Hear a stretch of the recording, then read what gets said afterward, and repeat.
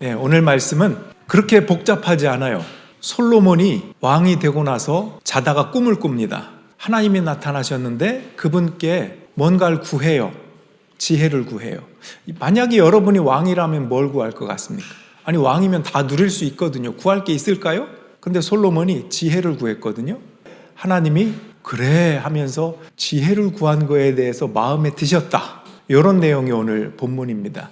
그래서 많이 제가 말씀드리기보다 오늘은 좀 예시를 들면서 우리가 적용하고 생각하고 또 질문과 대답 이런 것들이 좀 있는 시간이면 좋겠다, 이런 생각이 듭니다. 성경의 대부분의 번역은 저 맨 첫 줄에 지혜로운 마음 제가 따옴표로 해놨는데 대부분 저렇게 번역을 합니다. 그런데 개역 개정성경 한글 듣는 마음이라고 적고 있어요. 저는 이 번역이 꽤 마음에 듭니다. 사실 지혜라고 하는 것은 듣는 마음으로 시작하는 것이 아니겠습니까? 누군가의 관계 속에서 자녀도 그렇고 친구들이나 서로 이야기할 때 잘 들어주는 게 우선 필요하지 않겠어요? 거기에서 해답과 분별과 판단이 나오는 것인데 우린 너무 급해서 듣기도 전에 판단하고 분별하고 해답을 주려고 할 때가 굉장히 많습니다. 그래서 지혜로운 마음이란 제일 먼저 듣는 마음이 있어야 한다. 물어볼게요. 여러분은 잘 듣는 편입니까? 이제 생각해 보는 거예요. 제가 예시들을 많이 드리려고 합니다. 자, 다시 한번. 나는 잘 듣는 편인가? 듣는다는 것은 자기의 의견을 잠깐 밀어놓고 남의 말을 경청한다는 뜻이잖아요. 어린 자녀를 키우는 분들이 우리 가운데 많아요. 저도 그런 과정을 겪어왔고, 저도 마찬가지로 오늘 제가 설교한다고 그래서 해답을 다 알고 있고 그런 거 절대 아닙니다. 다 실수하면서 배웁니다. 저도 그랬고 인정을 하고 이해합니다. 그래도 배우려고 하는 마음, 이게 참 중요한 것 같아요. 우리 부모님들이 있으니까 좀 예를 들면 여러분은 자녀의 말을 좀 잘 들어주는 편인가 생각해 보십시오. 아마 이건 이렇게 하고 저건 저렇게 하고 이미 마음에 해답이 있는 부모는 답답할 거예요. 넌 왜 물어도 답이 없니? 넌 왜 말이 없니? 생각이 있는 거니 없는 거니 하면서 답을 좀 달라고 그래서 답답한 거예요. 이게 누가 답답한 건지 모르겠어. 애가 답답한 건지 내가 답답한 건지. 그렇게. 자, 제가 보기를 드릴게요. 골라보세요. 나는 자녀와 대화가 잘 되는가? 1번, 엄청 잘 된다. 2번, 잘 되는 편이다. 3번, 잘 안 된다. 4번, 포기했다. 5번도 있습니다. 내가 문제인 것 같다. 자, 몇 번입니까? 3, 4, 5번을 고른 분을 위해서 예시를 드리도록 하겠습니다. 실습을 해야 되겠죠? 사실 부모의 반응에 따라서 대화가 잘 되기도 하고 안 될 수도 있는 거거든요. 너무 애탄만 하지 말고 우리 자신을 먼저 돌아보자 하는 의미입니다. 자, 문제를 드릴게요. 자녀가 입이 쑥 나왔어요. 그리고 하는 말, 나 오늘 누구와 싸웠어. 이렇게 말할 때 여러분 부모로서 어떻게 대답하겠습니까? 그 와중에도 싸웠어? 요를 붙여야지. 그런 분 안 계시죠? 근데 가끔 그런 분이 계시더라고요. 교양이 있어야지 하면서 그 순간에조차 요를 붙여야지. 이건 정말 상황에 안 맞는 말이고요. 오히려 애가 화를 냅니다. 그 화를 돋구는 거예요. 그 아이. 여러분 자녀 중에 화를 잘 내는 애가 있다 그러면 걔를 탓하지 말고 내 대화법을 탓해야 돼요. 내가 화를 불러 일으키는구나. 그럴 때 왜 그런 말이 중요합니까? 어떻게 하면 좋을까요? 다시. 나 오늘 아무개와 싸웠어. 입이 쑥 나왔어. 자, 어떻게 할 거예요? 결혼 안 한 분도 괜찮아요. 어떻게 되나? 여러분의 심정을 담아서 한번 얘기해 줘. 엄마가 이렇게 얘기해 줬으면 좋았을 텐데 하는 그런 마음. 한번 해봅시다. 어떻게 할 겁니까? 물어보는군요. 네. 일단 정보를 캐는 거야? 맞았어? 이제 집사님 먼저 얘기했어요. 때렸어? 또는 괜찮아? 이런 의미인 것 같아요. 또 다른 분은요? 어떻게 할 것 같아요? 이제 교과서적인 답을 한번 드려볼게요. 일단 눈을 봅니다. 눈높이를 맞춰줘야 돼요. 그렇게 얘기하는데 계속 하던 거 설거지하고 그랬는데 이거 안 됩니다. 딱 그 아이에게 집중해야 되는 게 중요합니다. 눈높이를 맞춰주면서 하는 말, 어떤 일이 있었는지 자세히 얘기해 볼래? 이렇게 들어줘야 되니까 그냥 그것도 불친절하게 말해봐 이러면 안 되고 따뜻하게 눈높이를 맞춰주면서 얘기하는 걸 들을 수 있는 게 우선이. 지혜의 시작은 듣는 거라고 했으니까 들으려면 질문을 던져야 돼요. 질문도 열린 질문이 있고 닫힌 질문이 있어요. 이런 거 싸웠어? 그러면 닫힌 질문이에요. 이건 대답이 yes or not 밖에 없어요. 싸웠어. 끝이에요. 대화가 연결이 안 돼요. 그러니까 열린 질문. 어떤 일이 있었는지 얘기해 줄래? 이건 얘기를 하게 돼 있어요. 이게 열린 질문입니다. 그러니까 어떤 일이 있었는지 자세히 얘기해 줄래? 이렇게. 그러면 이제 듣는 거예요. 걔가 얘기하는 거를. 근데 듣다가 중간에 네가 잘못했네. 이렇게 미리 얘기하면 된다, 안 된다? 안 돼요. 끝까지 듣는 거예요. 얘가 분이 있어가지고 계속 얘기하는 거니까 어떤 얘기를 하는지 끝까지 들어주는 겁니다. 지혜는 이미 답을 알고 있어도 경청하는 게 지혜의 시작이라고 그랬잖아요. 자, 그리고 나서 다 듣고 공감하는 말. 그랬구나. 넌 어떤 부분이 제일 아팠어, 마음이? 이렇게 또 물어주는 거예요. 어떤 게 아팠는지 이제 감정적인 이모션 터치잖아요. 아, 그러면 엄마가, 아빠가 내 감정을 이해해 주는구나. 이제 이게 중요한 거예요, 아이들은.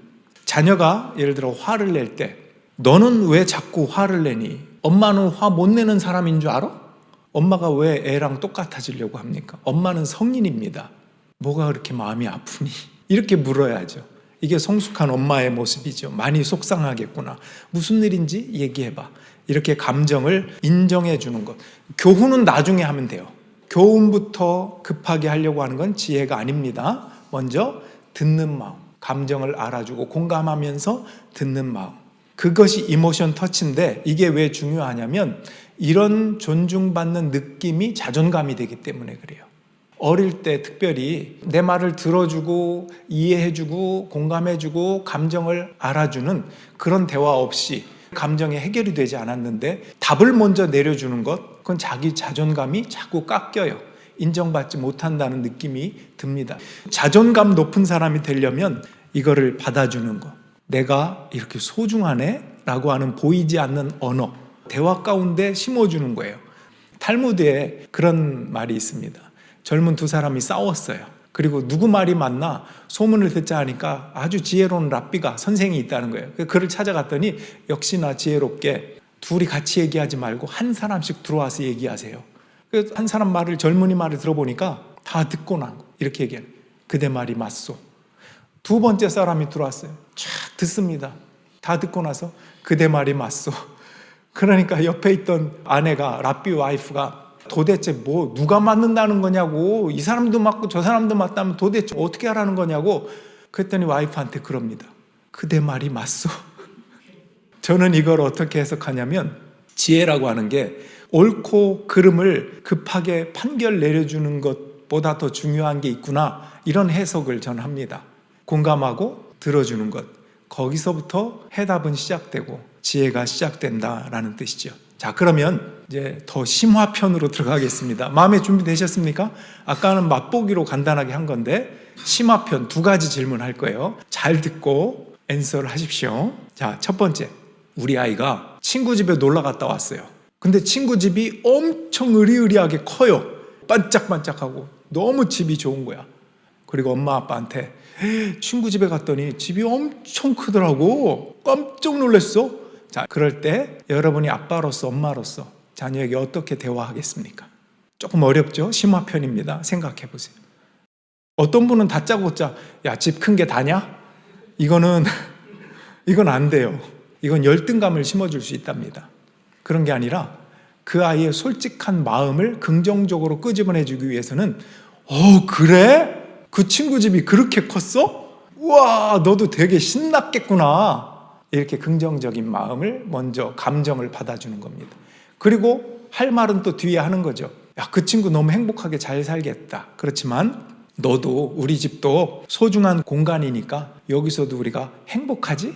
우리가 대화도 할 수 있고 너무 좋다. 너도 나중에 큰 집 필요하면 열심히 해도 괜찮은 거야. 이런 식으로 긍정적으로 이야기해 주는 게 중요하대요. 자, 이게 이제 첫 번째고, 두 번째 반대 질문 하려고 그래요.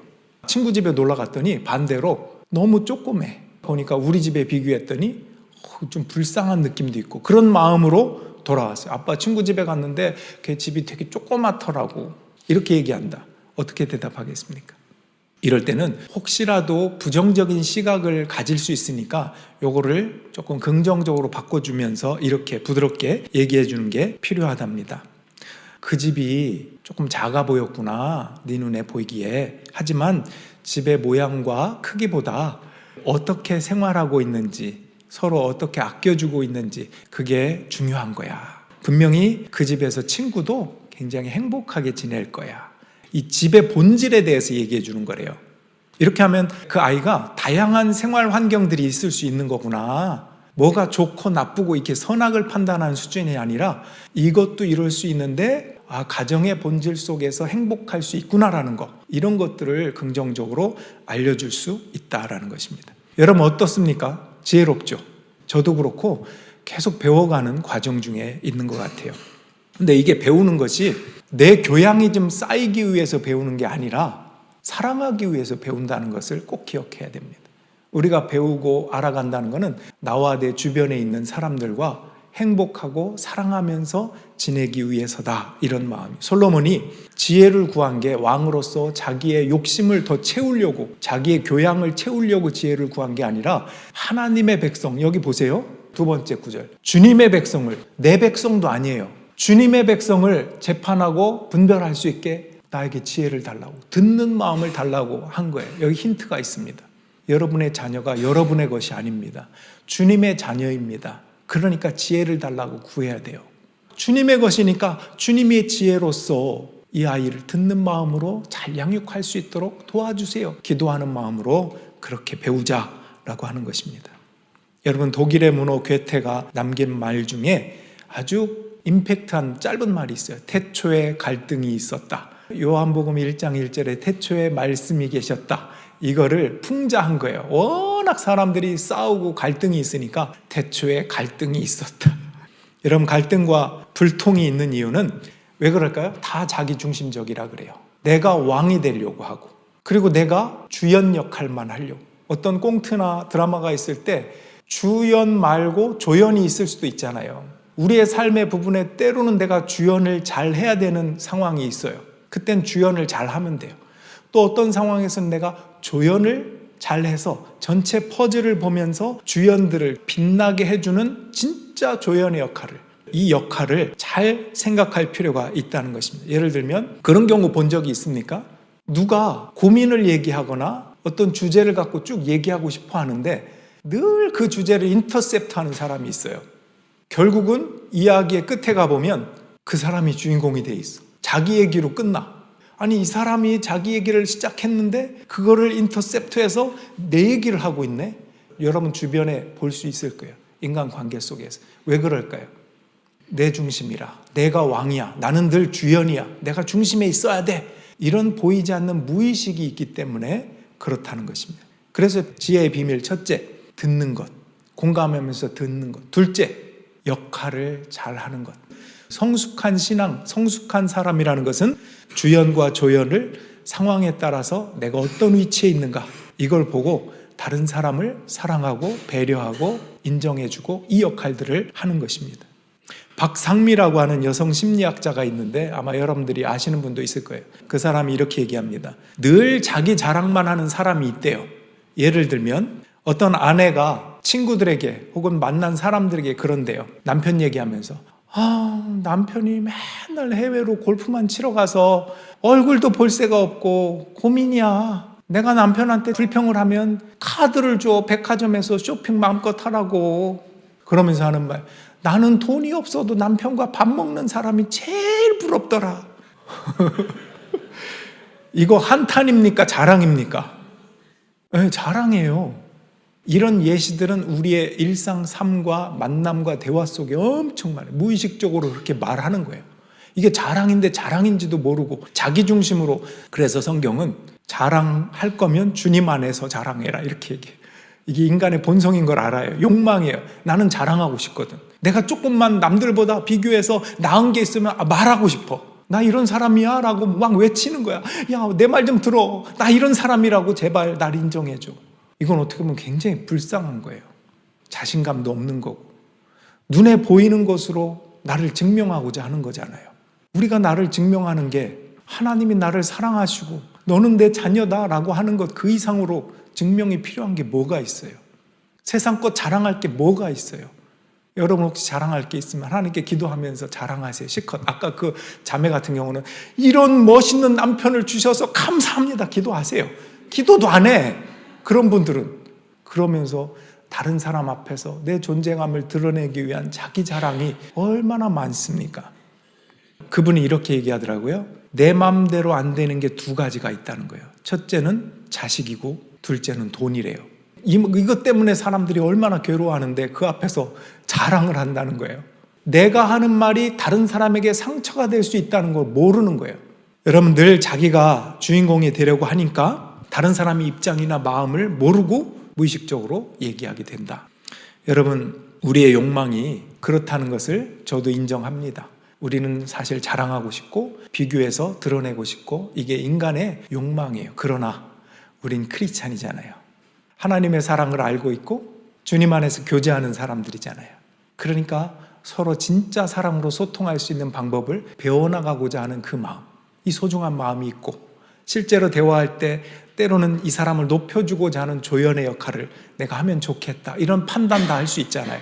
그리고 그 사람이 마음이 아파서 눈물 흘리고 힘들어하고 있으면 위로해주고자 하는 마음이 있잖아요. 그 위로해준다고 하면서 내가 자랑을 하는 그런 자기의 모습을 볼 줄 알잖아요. 하나님이 나를 그렇게 사랑하시고 하나님 앞에서 내가 왜 이렇게 허세를 부리고 있지? 이것도 알게 하시잖아요. 늘 회개하게 하시잖아요. 이게 크리스찬이잖아요. 찬송가 중에 그게 있죠. 세상 자랑 다 버렸네. 주 예수보다 더 귀한 분은 없네. 예수밖에는 없네. 자, 이제 조금 적용해보고 말씀을 마치려고 합니다. 언젠가 그 영국의 노 부부 중에 한 할아버지가 105세, 할머니가 100세, 결혼 생활을 80년 해서 기네스북에 올라가서 기자가 찾아왔습니다. 이 노 부부에게 묻는 거예요. 80년 동안 해로하게 된 비결이 뭡니까? 그랬더니 딱 두 가지가 있대요.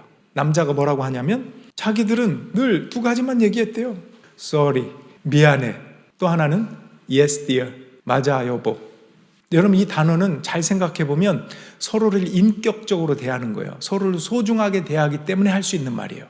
Sorry라는 말을 못하는 거는 내 자존심, 내 중심이 강하기 때문에 절대 쏘리라고 안 해. 내 남편에게, 내 아내에게, 내 친구 누구에게도 쏘리라고 말할 수 있다는 것은 그 사람을 정말 존중하는 겁니다. 인격적인 관계 속에서 그렇게 하는 거예요. 그리고 긍정, 맞아. 당신 말이 맞아. 사실은 조금 틀려도 당신 말이 맞아. 이렇게 얘기하면서 해로할 수 있다. 이게 비결이다.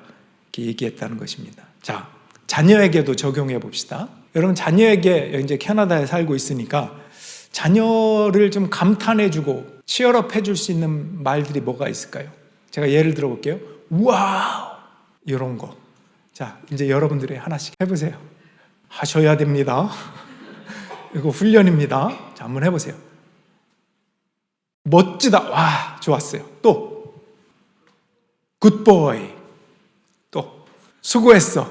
또 어떻게 할까요? 하이파이브. 또 있습니까? 뭐 great. I'm proud of you. 대박. 창의적인데? 어떻게 이런 생각을 할 수가 있니? 이렇게 감동하고 감탄해줘야 돼요. 왜? 어린아이니까 그래요. 대단하구나. 정말 멋지다. Amazing. Incredible. 얼마나 영어 단어가 좋은 게 많아요. 너 정말 크리에이티브하다. 와, 난 생각도 못했다. 어떻게 이런 생각을 할 수가 있지? 되게 좋지 않습니까? 네. 지혜의 비밀은 첫째, 듣는 것이다. 공감하면서. 둘째, 역할을 해내는 것이다.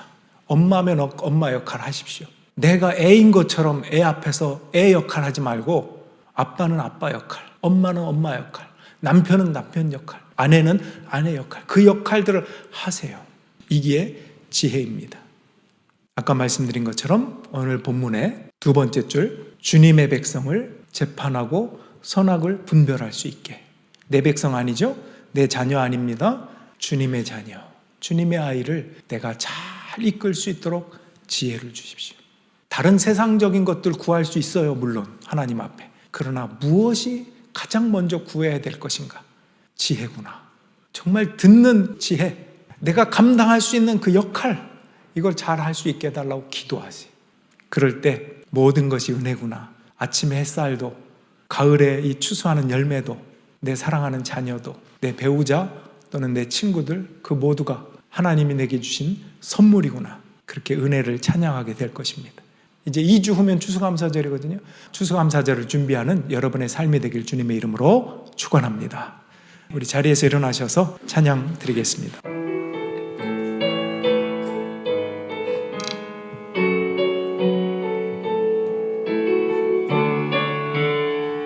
내가 누려왔던